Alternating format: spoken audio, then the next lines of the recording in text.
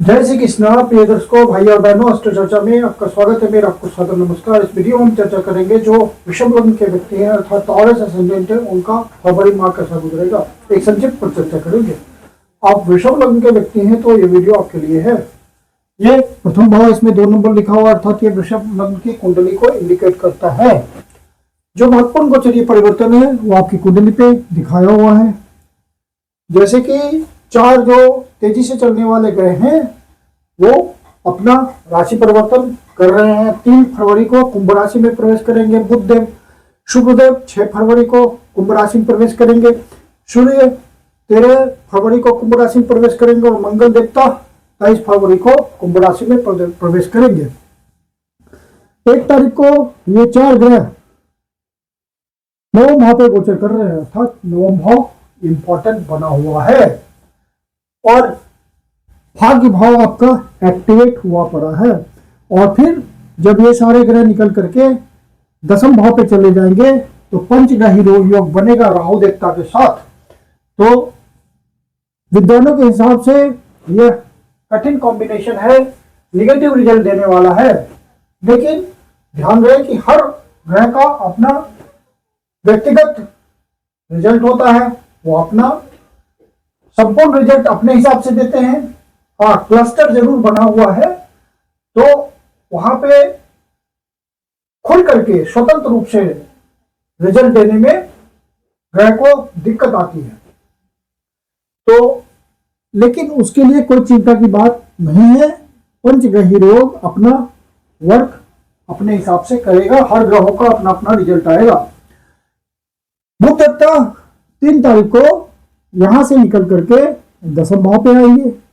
शुक्र देवता 6 तारीख को यहां से निकल करके 10वें भाव पे आएंगे। तो मंथ के शुरू में ही 2 ग्रह बुध देवता और सूर्य देवता 10वें भाव पे गोचर करेंगे। बुध देवता आपके द्वितीय भाव के स्वामी हैं, साथ में पंचम भाव के स्वामी हैं। तो इन दोनों भाव से संबंधित जिनका काम धंधा है उनको भाग्य का साथ मिलेगा शुरू के दिनों में। और फिर जब 3 तारीख को बुध देवता यहां आ जाएंगे तो फिर कर्म के क्षेत्र में, स्टेटस के क्षेत्र में बढ़ोतरी होगी। बिजनेस यदि आप करते हैं तो बिजनेस में आपके स्टेटस में वृद्धि होगी। नौकरी करते हैं तो नौकरी करने के जगह पे आपकी पहचान होगी। और शुक्र देवता जब 6 तारीख को यहां आएंगे तो शुक्र देवता आपके लग्नेश हैं, तो लग्नेश का तो आपको विशेष फल मिलेगा। लग्नेश ही रिजल्ट को कैरी करते हैं। 10वें भाव पे गोचर करेंगे अर्थात आपके कर्म को मजबूती देंगे। प्रथम भाव अर्थात लग्न आप खुद होते हैं, आपका व्यक्तित्व होता है, आपका आचार व्यवहार होता है, आपकी पर्सनालिटी ओवरऑल होती है। तो यह कर्म से प्रभावित होगी, कर्म से इंप्रूवमेंट होगा आपकी पर्सनालिटी में। समाज में आप विशेष स्थान ग्रहण करेंगे, समाज में आपका अपलिफ्टमेंट होगा, समाज के व्यक्ति आपको अनुकरण करेंगे इस समय। और राहु देवता ऑलरेडी वहां गोचर कर रहे हैं तो राहु देवता का फल पहले से आ रहा है। बृहस्पति देवता ऑलरेडी यहां गोचर कर रहे हैं द्वितीय भाव पे। ये सब स्लो चलने वाले ग्रह हैं तो इनका रिजल्ट पूर्ववत रहेगा। और शनि देवता 11वें भाव पे गोचर कर रहे हैं। चंद्र देवता 1 तारीख को होंगे तृतीय भाव पे और यहीं से अपना गोचर प्रारंभ करेंगे। तो चंद्र देवता का रिजल्ट हम मासिक फल में इंक्लूड नहीं करते हैं क्योंकि हर 2.25 दिन में इनका राशि परिवर्तन होता है। लेकिन आपके ओरिजिनल नेटल चार्ट में यदि इनकी स्थिति अच्छी होगी, बलवान होंगे, अच्छा प्लेस्ड होंगे, 6, 8, 12 भाव से संबंध नहीं बनाया हुआ होगा तो आपको चंद्र देवता का अच्छा रिजल्ट मिलता चलेगा। फिर शुक्र देवता 6ठे भाव के स्वामी हैं तो आपको जो भी कर्म में आप लगे हुए हैं, 9 to 5 जॉब करते हैं या 6ठा भाव आपके हीलिंग का होता है, हेल्थ मैटर्स का होता है, उससे रिलेटेड प्रोफेशन का होता है, या झगड़ा डिस्कॉर्ड वाद विवाद का होता है। तो जैसे कि आप वकील के प्रोफेशन में हैं, जज हैं या सॉल्यूशन प्रोवाइडर हैं, झगड़ों का निपटारा करते हैं, पुलिस सेवा में हैं या डॉक्टर हैं या किसी प्रकार के हीलर हैं, तो आपको यहाँ पे कर्म संबंधी सफलता मिलेगी, नए अवसरों की प्राप्ति होगी। और उस अवसर से आप अच्छा धन कमाएंगे, अच्छा नाम कमाएंगे कर्म क्षेत्र में।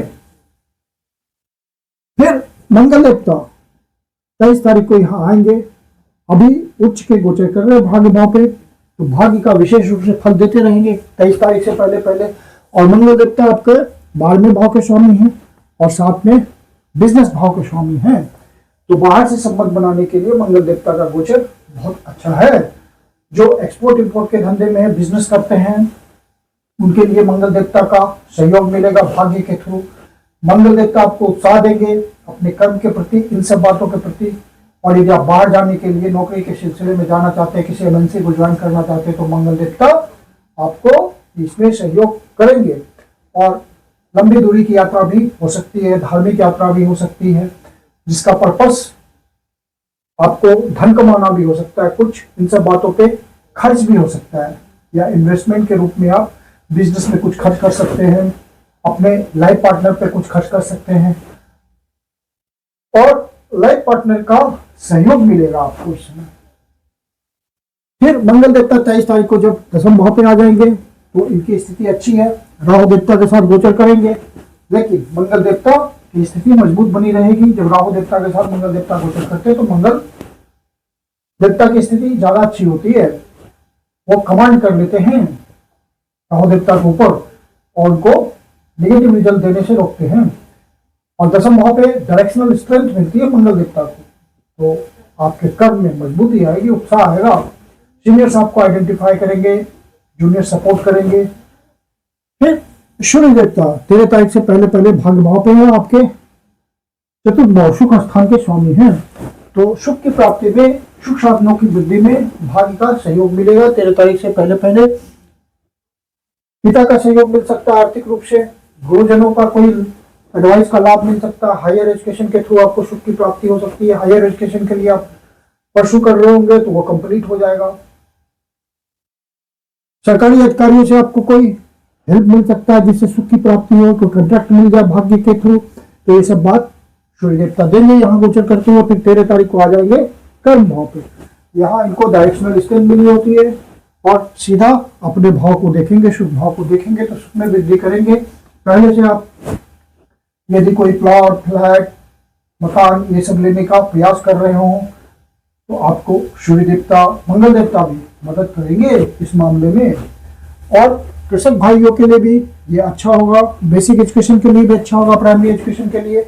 और केतु देवता यहाँ गोचर कर रहे हैं तो ध्यान रखिएगा, केतु देवता जब तक वहां पे गोचर कर रहे हैं तो आप माता के स्वास्थ्य के प्रति ध्यान रखिएगा। और चौथे भाव के विषयों के प्रति सावधान रहना है, डिटैच नहीं होना, कि केतु देवता जिस भाव पे गोचर करते हैं वहां से आपको डिटैच करते हैं। और राहु देवता का 10वें भाव पे गोचर करना तो पहले से ही अच्छा है, कुंभ राशि में गोचर कर रहे हैं तो आपके इच्छाओं की पूर्ति करने की कोशिश कर रहे हैं। यदि आपके ओरिजिनल नेटल चार्ट में राहु देवता की स्थिति मजबूत होगी, राहु की महादशा अंतर्दशा चल रही तो आपको विशेष रूप से लाभ पहुंचेगा। और यदि राहु देवता की स्थिति के कारण आपके नेटल चार्ट में उनकी स्थिति अच्छी नहीं है, केतु देवता की स्थिति अच्छी नहीं है और आपको बुरा फल मिल रहा है, तो योग ज्योतिषी को दिखा करके उपाय करें। जनरल उपाय यह होता है राहु देवता के लिए कि किचन में बैठकर खाना खाएं, और जनरल उपाय यह होता है राहु देवता के लिए कि किचन में बैठकर खाना खाएं, और केतु देवता के लिए उपाय यह होता है कि काले कुत्ते को खाना खिलाएं।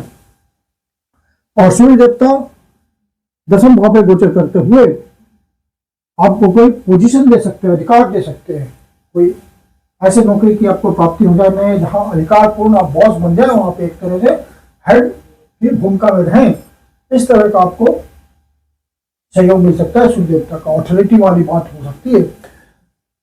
तो कुल मिलाकर के आपके लिए गोचर बहुत अच्छा है।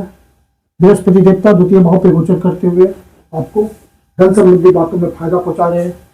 शनि देवता आपकी इच्छाओं की पूर्ति कर रहे हैं पहले से, हालांकि शनि देवता का रिजल्ट धीरे धीरे फील होता है, लेट से फील होता है, क्योंकि वो स्लोएस्ट मूविंग प्लैनेट है। और अब चंद्र देवता जब 6ठे भाव, 8वें भाव और 12वें भाव पे गोचर करते हैं तो हमें ध्यान रखना होता है। 6ठे भाव पे गोचर कर रहे हैं 7, 8 और 9 तारीख को, तो इन दिनों अपने स्वास्थ्य का ध्यान रखिए। यदि सीनियर सिटीजन है, किसी से अनावश्यक बात विवाद में ना उलझे, कोर्ट कचहरी के मामले में ना उलझे। और चंद्र देवता आपके गोचर कर रहे हैं 21, 22 और 23 तारीख को 12वें भाव पे। इन दिनों आपका खर्चा बढ़ा हुआ हो सकता है, अपने बजट को संतुलित रखेंगे। कोई बाहर की यात्रा भी हो सकती है, विदेश की यात्रा है, देश के भीतर सुदूर प्रदेश की यात्रा। यात्रा का पर्पस ऑफिशियल या पर्सनल भी हो सकता है।